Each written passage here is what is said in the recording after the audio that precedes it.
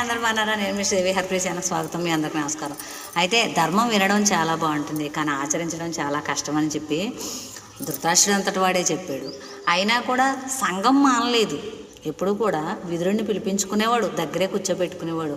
విదురా, నువ్వు ఉంటే నాకు చాలా బాగుంటుందో. అసలు ధృతరాష్ట్రుడికి నైటు నిద్ర పట్టేది కాదు, చాలా కాలం. అసలు నైట్ నిద్రపోకపోతే భటుని పిలిచి విదురుని పిలుచుకురండి అనేవాడు. విదురుడు వచ్చేవాడు. అర్ధరాత్రి 1 గంట 2, 3 ఏ టైం అయినా ధృతరాష్ట్రుడు పిలిస్తే విదురుడు వచ్చేవాడు. విదురుని కూర్చోబెట్టుకుని, నాకు నైటు రాత్రులు నిద్ర పట్టట్లేదు అంటే అప్పుడు విదురుడు చెప్పేవాడు, నిష్కర్షగా చెప్పేవాడు ధర్మం గురించి. నీకు పక్కవాడి రాజ్యాన్ని తీసేసుకోవాలని ఉందే, పక్కవాడి సొమ్ము దోసేసుకోవాలనుకున్న వాళ్ళకి, పక్కవాడి అన్న దొబ్బేయాలనుకున్న వాళ్ళకి నిద్ర పట్టదని చెప్పేవాడు. ధర్మం గురించి కూడా ధృతరాష్ట్రుడు అడిగి తెలుసుకునేవాడు, ఈయన చెప్పేవాడు.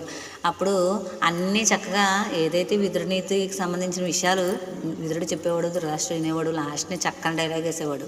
మనం గుర్తుపెట్టుకోవాలి, ధృతరాష్ట్రుడు అంటే అప్పుడు పూర్వం ద్వాపరయుగంలో ఉండేవాడని కాదు. ధృతరాష్ట్రుడు అంటే ఇక్కడే ఉంటాడు మన హృదయాల మీద.